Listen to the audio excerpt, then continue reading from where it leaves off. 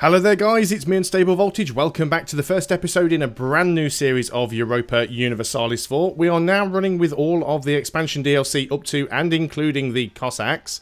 Because of that, I wanted to try and do something a little bit different that I hadn't done before. Now, I did think about doing something with one of the hordes, which is mostly what the Cossacks expansion affects. However, pretty much every video that I've seen of the Cossacks expansion so far has been people playing as the horde, so I thought I wanted to do something a little bit different. One thing that I did want to play with is the new random new world that they have updated in this version. What they've actually done is made it so that the land masses that it generates are a little more interesting and a little less derpy. Now, I did do some colonisation in the new world in a previous game. In the France game, actually, we did quite a lot of colonisation. So I still wanted to do something that was different to that, and I'd been toying with the idea of the Irish Exodus, and people seem to quite like that idea. So that's what we're going to try. I've never done it before. A quick overview of what the Irish Exodus entails for those of you who aren't familiar with that particular... I don't know whether or not it's an achievement. I won't be playing in Iron Man mode anyway. But basically, the idea behind it is you pick a nation that has the Western Tech Group, so basically anyone in Western Europe. And normally you'd want to pick someone who is either a one-province miner or a very small nation. And the idea is you race over to the New World as quick as possible, you establish a colony or two over here and wait until you've actually got a province, a city. And then once you've got a city established over in the New World, you make sure you only have one province left in Europe. Now, you normally do this by either giving away any provinces or selling any provinces, so you've only got your capital. When the only province you have left in Europe is your capital, you can then move your capital over to the New World. Now, what this means is that all of the area in the New World is no longer considered distant overseas. So any territory that you take in the New World will have a floor autonomy limit of 0%, as opposed to the, I think it's 75 you get for it being distant overseas. Not only that, you can no longer form colonial nations in the New World, so every bit of land you take will belong to yourself. Now, the good thing about this is it means that you can end up being a really strong Western superpower in the New World, which does make it quite easy beating up on the natives, but that's something that we'll come to in a moment. So the reason it's the Irish Exodus is because most people try this playing as one of the Irish provinces. The reason for that is they're all one province miners.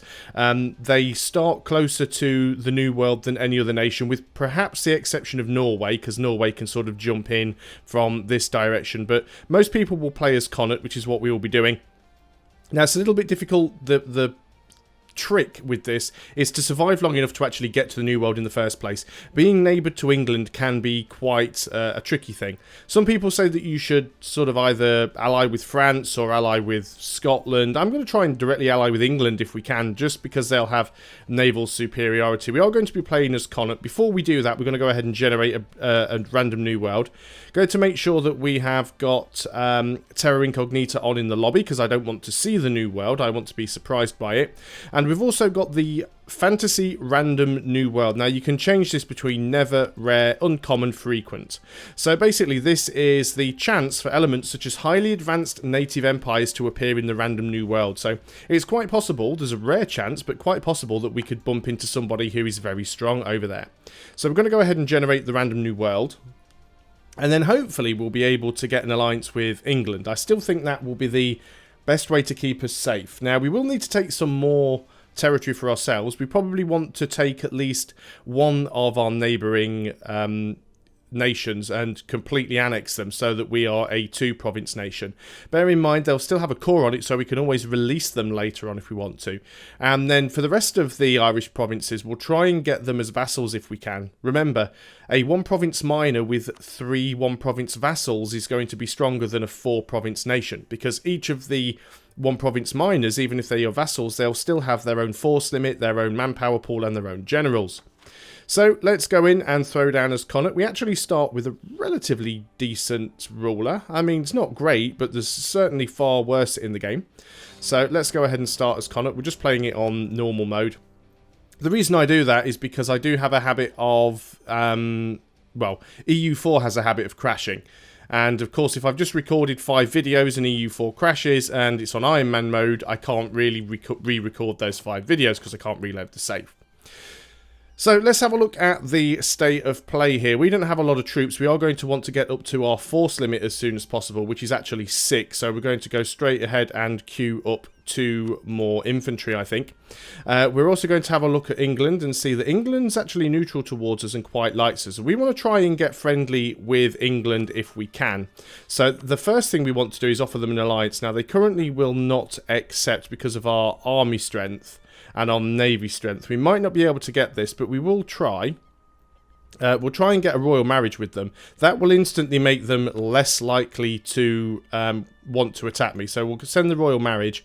We'll also go and manually set a friendly attitude towards England. Maybe that will help them stay nice and friendly with us. We haven't set any rivals yet. We've been rivaled by Leinster and Munster. Well, this is Leinster down here. And this is Munster. Not too sure if any of these guys have any... no, neither of those have any sort of alliances. So I think it is safe to set both Leinster and Munster as our rivals. Now, we could also set Tyrone, and we probably will do. We might want an ally in the war, though. So for the time being, we're not actually going to set that rivalry just yet. We'll hang on to that one. We'll keep that one around in case we need to. We need to pick a mission, improve our prestige, solidify papal relations, remove Tyrone from the map, which we could do, but I think we will wait on that one a little while. We'll try and improve our prestige in the meantime. We'll sort of queue that mission up. As for advisors, how much money are we making per month? Well, we can't tell yet. We probably don't really need any advisors at the moment, so we'd like to try and maybe... I don't know, do we want to try and suck up to Scotland? We want to try and suck up to England, but we can't send our guy over there just yet. So let's go and attempt to improve our relations with Scotland. We're not necessarily going to try and get a royal marriage or an alliance with them or anything like that. We have entered into it. Right, we've got the alliance offer from England. Fantastic. That is what I wanted. Having England as an ally is going to make this a lot easier. So do we have any... CBs at the moment? No, we don't. So we are going to have to go and get some claims. So let's go and work on... Well, let's see if either of these have... Right, you're allied with England, so Leinster's going to be a problem. Tyrone is also allied with England. So we're going to have to try and go for Munster first. That's not a problem. We can do that. So Munster, we are going to... as soon as we get a free... diplomat, we're going to go and fabricate a claim on Munster, and we'll go and put the game speed up to speed 3. Our merchants aren't doing anything, actually. Let's go ahead and have a look at that. Let's look at trade. So I guess we should be collecting trade here, or we are collecting. We could try and force it down and collect trade here. So let's make sure we're collecting trade from here. And could we put somebody up? Well, we don't have any trade power up here at all, do we? There is some trade value there. I think we're probably better off collecting from both of these trade nodes, actually. Anything we can't collect here will get forced down. We might be able to collect some here. We're not really going to have a lot of trade power for a while because we're only a one-province minor. And we are actually losing money. We do have a fleet here. What do we have? We actually have 7 lights and 3 transports. Not sure that we need the transports at the moment. The lights should definitely be protecting trade, though. Let's go ahead and get rid of the transports for the moment. That'll save us a little bit of money. Let's take the lights and go home at war, but get them to protect trade in the North Sea.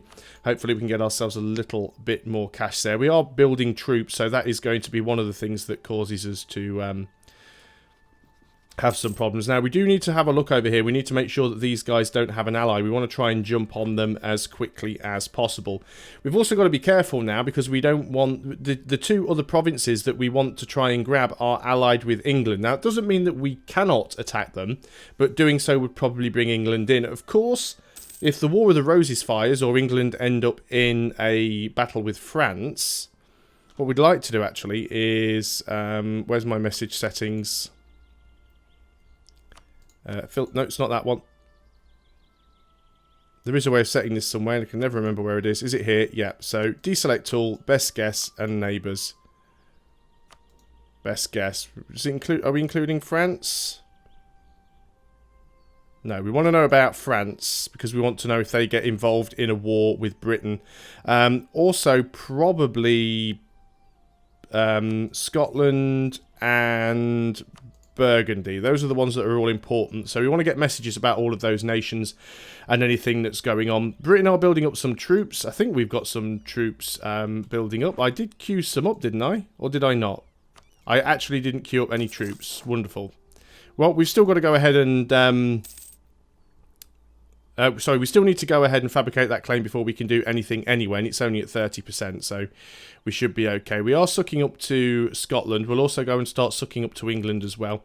England quite like me at the moment. Scotland are neutral.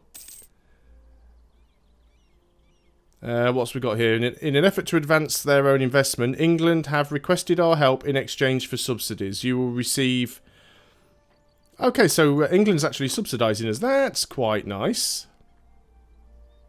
Nice to see the AI doing something like that. That's going to help us a little bit. That'll give us a little bit of extra income, which we're going to use to try and take Munster. Hopefully, yep, they still don't have any allies. We do have our 6th regiment now. We're still working on the 7th. We should... oh, sorry, we have our 5th and we're working on the 6th. So we'll have equal numbers. Now, this is woods, and ours is woods as well. So we will be attacking into woods wherever we go over here. Hopefully we have a better general than they do. Do we have a general at all to begin with? We do not. Can we field a general is the question. We can have one leader. So we will spend some military points and get ourselves a general. It's a new interesting sound effect. We've got a... Unfortunately, he's got 3 in the fire phase, which is a little bit useless. Let's go and see if we can make our leader into a general. How good is it? He's much better. We're going to use the leader here. We'll actually be using our ruler. It's a little bit risky, but he's certainly better than the general that we rolled. So we'll allow things to continue. We do have our full group here. Obviously, we don't want to spend too many of our monarch points because we are trying to save up so that we can go and colonize the New World. So we're going to make sure our Diplo power is nice and high so that we have some decent colonial reach. We also need to make sure that our admin power is nice and high because we need to be doing some coring, and we also need to be able to grab the tech that allows us to go and colonize.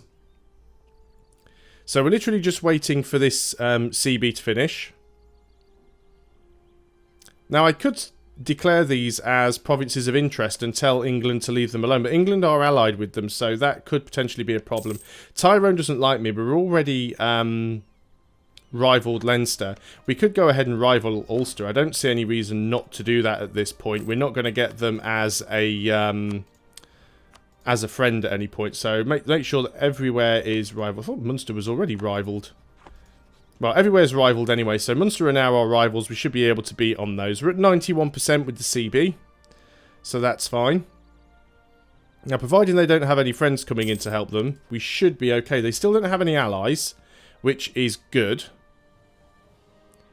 And we are allied with England, so hopefully that will help us out there. So we need to wait. Okay, we are free there. We have a CB. We are going to double check and just make sure, once again, yep, they've got no allies. England is sucking up with them, but we are going to go and declare a war. We could also try and just threaten a war. If we promised England land, they still wouldn't even come in. I mean, there's only one province anyway, so we can't really give it to England. So we are going to be fighting this on our own. So let's go ahead and see if we can actually just threaten war. And they may be willing to just hand over the province. I don't think they will. Okay, so they hold no... Okay, of course, they wouldn't be able to just give us their province because it's their capital. That makes sense. So we will just be declaring war on them. That's fine. So let's go ahead and declare war. Nobody's going to come in on their behalf. They have 6k troops. We are going to assign our leader. Hopefully he's better than theirs. We are going to attack... Now, this is going to be attacking across a river, which could be a little bit tricky. There is going to be a battle. Now, they didn't even have full maintenance. They have a 1-2-1 general. I think ours is still slightly better. We have a terrain penalty and a river crossing penalty. We did win a sea battle, and unfortunately our army's just about got wrecked there. So we do have to recover from that. That was a little bit unfortunate. Let's just get back to relative safety. Are they going to chase me down? Doesn't look like they are. So we will try and reinforce here. It might even be worth taking a loan or two and just going way over the force limit just to get this done. So we're going to take a couple of loans out. And when I say a couple, I mean quite a few. And we will go ahead and let those guys reinforce. But I think at the same time we will just get a few mercenaries as well. Because they should train up nice and fast. It's going to cost us a lot of money. We're going to go into debt.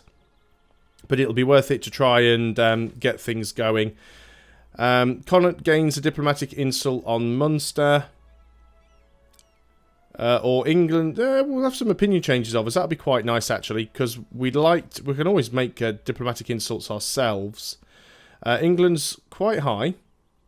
Connaught's opinion of England. So things are quite good there. We do still want to carry on improving relations with England. If we can get them nice and high, we might even have a decent chance against beating these guys. Now, is there a river crossing between here and Leinster? There is. So there's no way to get into Munster without a river crossing penalty. Okay, that's fine. Right, they're actually attacking now. Let's go ahead and just group up here. Now, we don't have full maintenance. Unfortunately, there's nowhere that I can get to. Of course, we are going to have the bonus here of being the defender. So this might actually work out. We do have slightly more men. They are attacking. We had a huge reduction in our morale before things even started there. We're getting crap rolls because that's the way this game works. And we've gone and lost again. So that was fantastic. And they're just going to come and stack wipe me now.